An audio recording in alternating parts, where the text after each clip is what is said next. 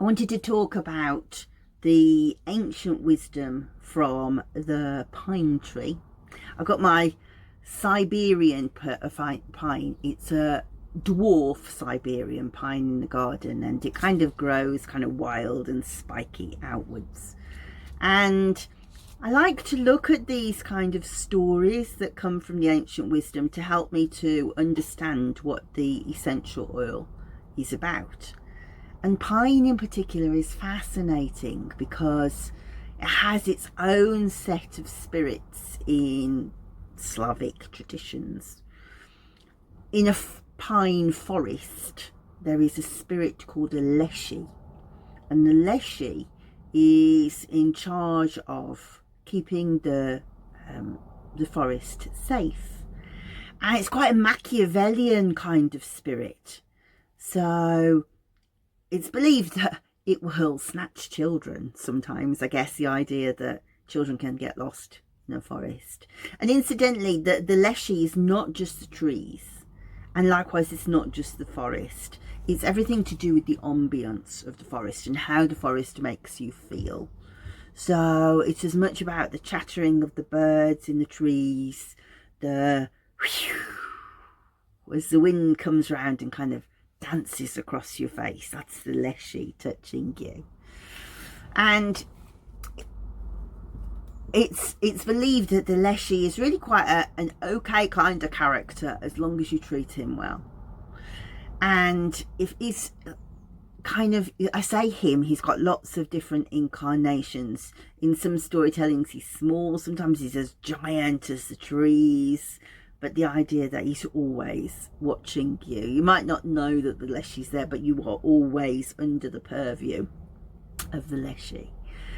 And I find it really fascinating that its job is to protect the forest, but also to protect all of the characters involved with the forest. So whether that's the trees, but it might be the bugs, the beetles, the foresters, the ground. All of that is governed by the Leshy. And somehow if you breathe in the pine, you can do it with the essential oil, but the essential oil is really quite, because it's so concentrated, it's like whoosh. You can't really get really intimate with the essential oil. But with that you can sense the protection of it. Sorry, plant. I said to it this morning, I'm sorry to do this again because obviously I cut it all yesterday, but it's fascinating looking, I don't know if you can see it yet, that the resin is starting to ooze where I've cut the bits and pieces, which is fascinating to see. So of course that's what we make the essential oil out of, the needles. There's tiny pine cones in there, look, tiny little ones growing, but also this sticky resin that is to help it heal, because I've cut it when it's cold. So clever. Plants are so clever, right? When you look at a forest, you might imagine a wild space, but actually for the most part it's really been managed by human hands. They've cut down trees, they've created a copse where there's no trees. They've made decisions of what else to put in. Chances are they'll just put one in, or maybe two species. And that's really quite bad for a forest, because I'm sure that most of us know by now that the mycorrhizal network underneath the ground requires several different species of trees to all interact with each other. But what they'll find when they look at these species is how there will be like a mother tree, which is way bigger and older than the rest of them, sending sugars along the funguses, along the mycorrhizal species, to sapling plants. And this isn't always species to species related. So it's not always a pine tree will only support other pine trees. No, they work as a collective entity within the forest to support each other. And really like how there's this idea that there's almost like an education going on between the trees, that some have to, they'll say, right, you need to really stretch towards the sun. So the big ones will block out the sun, and the others have to reach to be able to get the sun, so they grow taller and stronger. And of course there's like this idea that, well, some trees will be lazy and they're the ones that are not going to survive because they have to reach for the sun. But these pine trees, of course, grow so quickly. This one doesn't, it's a dwarf one.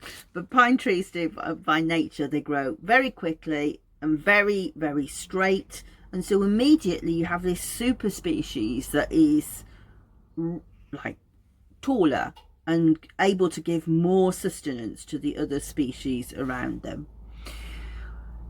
So I think pine, as much as spruce does this as well, grows so tall, but it has this idea that it's kind of looking into the distance for you.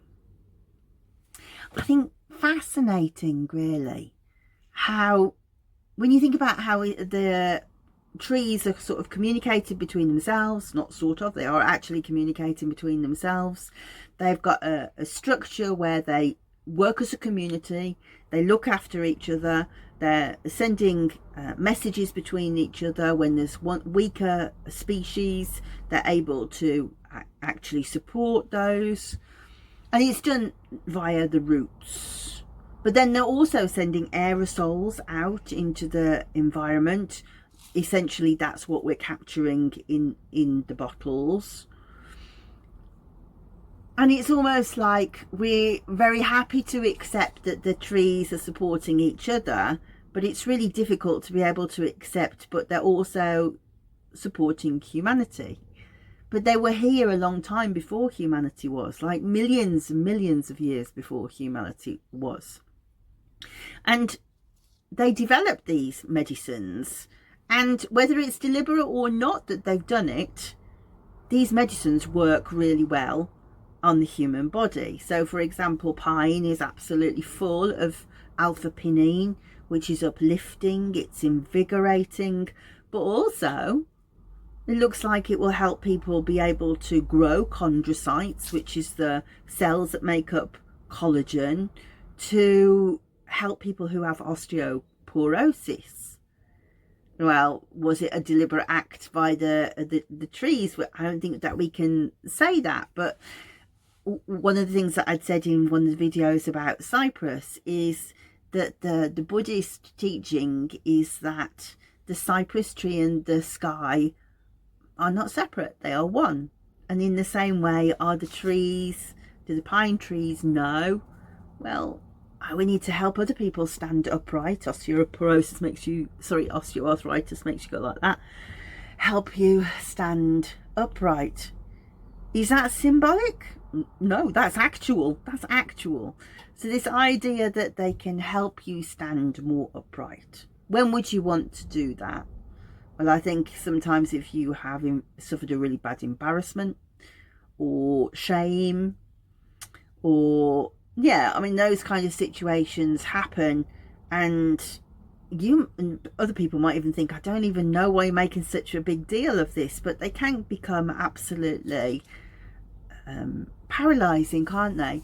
I remember reading an interview with the fantastic singer Alison Moyet, and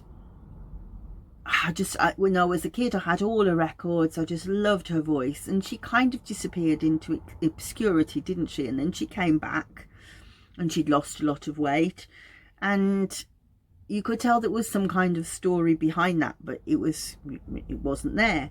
But then I saw an interview where she had met I don't know if I'm getting this exactly right, so, but the example is useful. She'd met with her absolute idol, which was Elvis Costello, and she hadn't known what to say to him when she'd met him. She'd gotten tongue-tied, and that had become this awful like source of angst for her. And it had overtaken her and become pathological anxiety, agoraphobia, just from this simple thing that she hadn't known what to say to Elvis Costello. And we've all been there, haven't we? We've all said, oh my goodness. I was watching Fern Cotton speaking to David Tennant, and she'd said, they were talking about that he is David, not Dave. And she said, oh, do you know, she said, I bumped into Jason Donovan once. She said, and I accidentally said, all right, Jace. She said, no, I don't know him well enough to be able to call him. And you could see that she was like mortified, you know. So these kind of situations where these sort of small accidental things are just a really real big embarrassment, to help you stand upright afterwards and just go, oh, just rise above it. I mean, it's a great pine tree analogy, isn't it? Rise above it. So this is the spirit of the Leshy, that we have to watch over the forest, that it's our job and our responsibility to take care of the trees and all of the things that live within us in it, but also the ability to stand tall. Merry Christmas, they'll say. Winter thoughts from the pine tree.